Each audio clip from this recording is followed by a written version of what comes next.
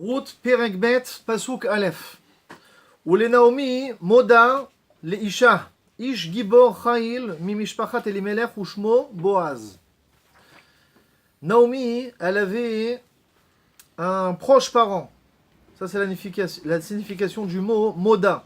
Moda, c'est quoi? C'est un proche parent. Quelqu'un qui yadoua, qui est connu de toi. Et c'était un homme qui était redoutable, qui était fort, de la famille de Elimelech, donc de la famille de son mari, du mari de Naomi, et son nom était Boaz. Alors là, ici, il y a quelque chose d'intéressant à souligner. C'est Ushmo Boaz. Quelle différence si je dis Ushmo Boaz ou alors Boaz Shmo? Quand je dis Ushmo Boaz, quand on dit son nom était Boaz, ça c'est pour les tzadikim. C'est que quand Ushmi Hashem, Akadosh Baruch Hu dit dans la Torah, mon nom est Dieu. Il n'y a pas marqué Hashem Shmo. Donc là, c'est pour marquer le coup comme quoi Boaz c'était un tzadik. Au même titre que Akadosh Baruch Hu on dit Ushmo Hashem, là aussi il y a marqué Ushmo Boaz. Ken. Alors, Naomi, elle a essayé d'éviter la rencontre avec Boaz, d'aller voir son proche parent, parce que Naomi qui était très riche et qui revient de Moab avec Ruth, aujourd'hui elle est pauvre, elle n'a même pas de chaussures à ses pieds, elle n'a même pas de quoi manger, et elle aurait pu faire appel à l'oncle Sam des États-Unis, à quelqu'un qui est très riche de sa famille, comme en l'occurrence ici Boaz, mais quelque part elle voulait l'éviter. Pourquoi? Pour plusieurs raisons. Elle avait peur que Boaz il soit rigoureux avec elle sur le fait qu'elle ait quitté Eretz Israël avec son mari et qu'elle revient en plus avec une Moabite, avec Ruth. Qu'est-ce que tu ramènes des goïms avec toi là? Donc elle avait peur de cette rencontre avec Boaz, donc elle ne lui a pas fait appel. Elle a préféré aller glaner dans les champs, prendre des gerbes pour aller se nourrir plutôt que d'aller faire appel à Boaz. On dit que ce même jour-là, hein, comme ça c'est marqué dans Chazal, c'est marqué que ce même jour, la femme de Boaz est morte. Donc il revient à l'Evaya. Il y a tout le Ham Israël, parce que Boaz c'était le Gadol Hador, c'était le grand de la génération. Il y a tout le Ham Israël qui revient de la Levaya, et c'est l'affiche. Tu vois Naomi et Ruth arriver à ce moment-là. Et donc tout le monde pointe du doigt sur Naomi. Ah, Naomi, c'est celle-là. Hein, c'est celle-là qui... Hein, le mari d'Elimelech, la femme d'Elimelech qui a refusé de nous donner la tzedaka, de nous donner du pain. Et donc elle revient et elle prend l'archouma, elle prend la honte. Tout ça pourquoi? Pour une kapara. Pasuk bet. ותאמר רות המואביה אל נעמי אל חנה השדה והלקתה בשיבולים אחר אשר אמצא חן בעיניו ותאמר לה לכי ביתי. Ruth elle a dit à Naomi, regarde tu sais quoi, je vais aller moi, aller glaner, aller chercher de la parnassa, aller chercher du pain. Elle a dit à sa belle-mère, toi tu restes à la maison, toi tu as assez de honte, moi on ne me connaît pas ici, moi de toute façon je suis une Moabite, personne ne me connaît, donc si je vais dans les champs et je vais cueillir, il n'y aura personne qui fera attention à moi. Il y a quelque chose d'intéressant ici, c'est que Naomi, elle a accepté. C'est-à-dire que souvent des gens, ils ont du mal, ils aiment faire du chesed, ils aiment donner, mais savoir accepter de l'autre, c'est aussi quelque chose de très grand. Elle lui a dit, va tomer là, lechi biti, vas-y ma fille. Vas-y ma fille. Des fois tu vois des gens qui sont âgés, ils sont avancés dans l'âge, et des fois ils ne veulent pas recevoir des services d'autres personnes. Non, non, ça va, je vais me débrouiller tout seul. Je vais me débrouiller tout seul. Là, Naomi, elle t'apprend quelque chose. Elle t'apprend de la même manière que c'est grand de donner, c'est aussi grand de recevoir. La Gemara a dit que plus que le riche il fait du chesed avec le pauvre en lui donnant la tzedaka, eh ben, le pauvre il est plus grand lorsqu'il reçoit la tzedaka parce qu'il permet au riche de faire une mitzvah. Lorsqu'un riche il a donné au pauvre, il lui a donné 100 shekels. Il lui a donné combien? 100 shekels. Mais le pauvre, lorsqu'il a reçu la tzedaka du riche, combien il a donné au riche? Une mitzvah. Une mitzvah, ça vaut combien? Ça vaut beaucoup plus que 100 shekels. D'accord? Donc ça c'est quelque chose aussi à changer dans nos têtes. On a l'impression que des fois on fait du bien à l'autre. Attends, sache que l'autre lorsqu'il reçoit, hein, il fait plus que toi lorsque tu lui donnes. D'accord? Issachar Zevulun.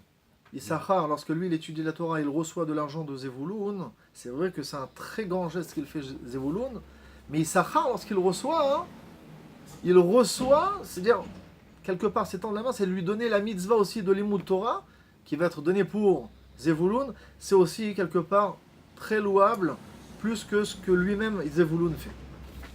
Passo Gimel, Vateler, Vatavo, Vatelaket Basade, Achare Akotzrim. Vayiker Mikre Chalkat Asade le Boaz, Asher Mimishpachat Elimelech. Elle va pour cueillir dans le champ avec les gens qui partent à la cueillette. Il y a une redondance ici dans le verset. Va dire tout simplement, elle est partie cueillir. Non, elle va, elle vient, elle... Alors il y a plusieurs explications ici. Le Malbim il dit que elle vient se dire qu'elle elle est en train de choisir le champ dans lequel elle va les cueillir. Parce que là, elle voit qu'il y a des gens avec des jeunes garçons qui sont pas très très pudiques.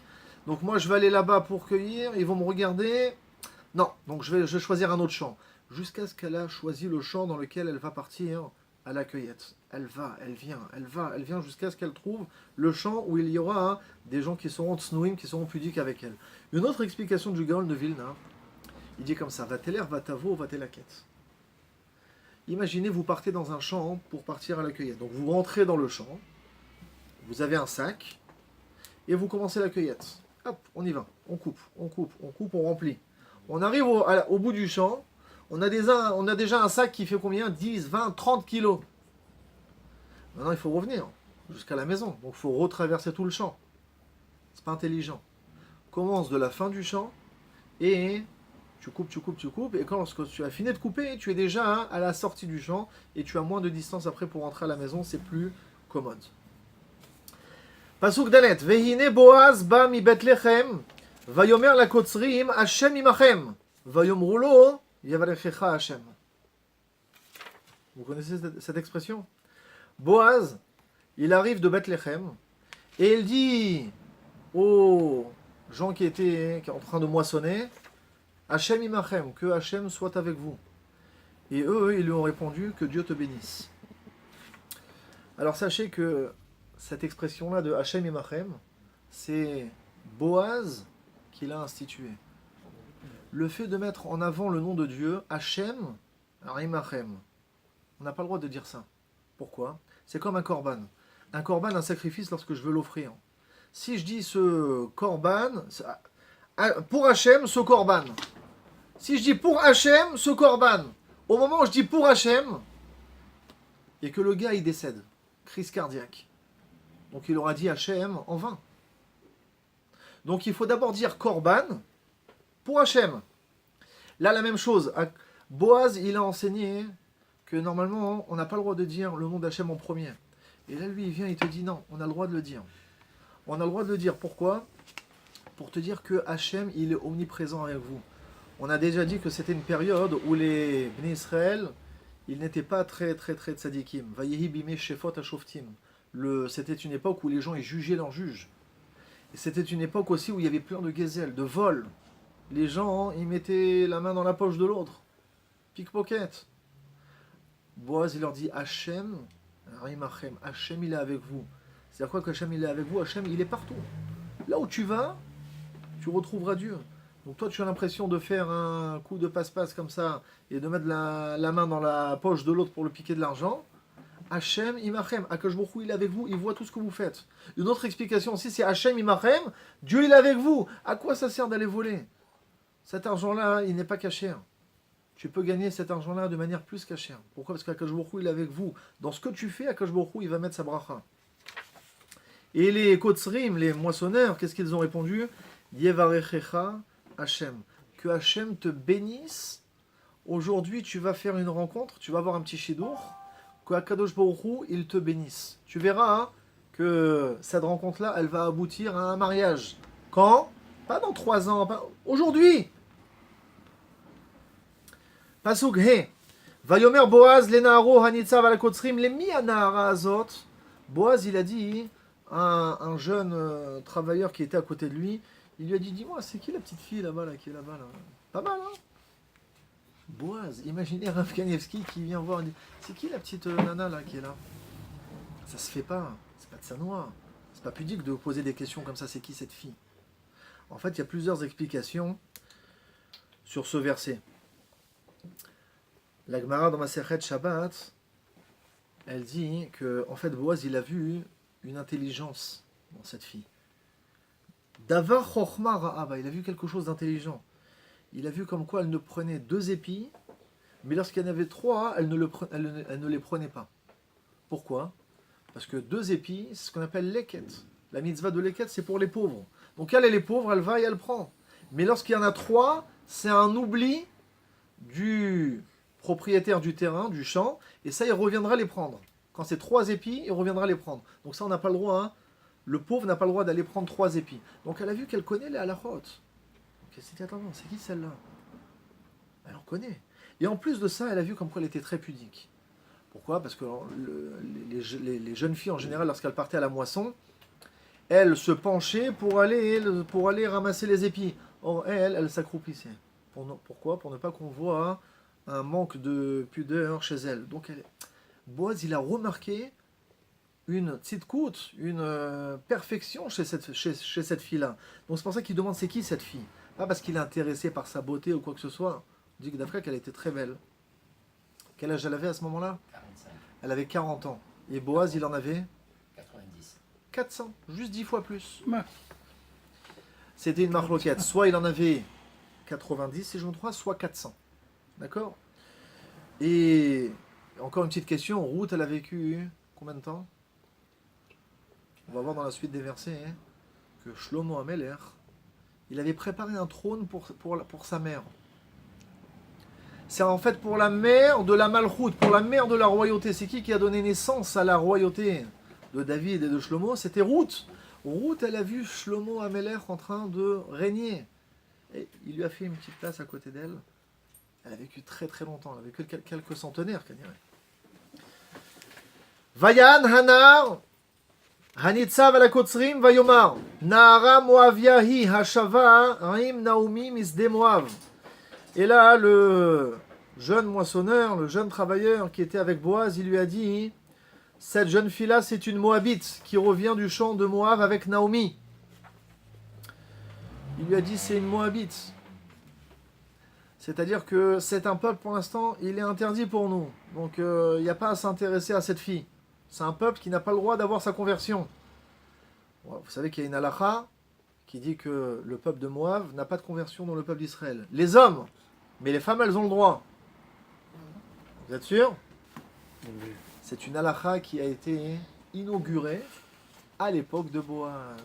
Boaz, il a attendu de se marier avec elle. C'est pour ça qu'il dans la suite des versets, on va voir qu'il va lui dire, va cueillir dans les champs, va cueillir. Il lui a pas dit, viens sous la roupa tout de suite. Pourquoi? Parce qu'il a voulu d'abord rassembler le Sanhedrin, tous les Talmidei Chachamim, et de fixer la halakha, comme quoi la Moabite, elle a le droit d'intégrer l'homme Israël et pas le Moabit. D'accord? Et cette halakha-là, elle va être fixée, mais elle va être encore douteuse. Les gens, ils vont douter de cette halakha jusqu'à l'époque de David Ameler. David, on va le critiquer comme quoi c'est un Moabit. Comme quoi sa mère, de toute façon, son arrière-grand-mère, c'était une Moabite. Elle a intégré l'homme Israël. Donc en fait, la judaïcité de David Ameler, elle est contestée jusqu'à ce qu'à l'époque de David Ameler, le Beddin, il a certifié comme quoi cette halakha, elle est en vigueur. La Moabite, elle a le droit d'intégrer l'homme Israël et pas le Moabit. Demain, la suite, Bezrat Hashem. Je me demandais, c'était pas quand il a Boaz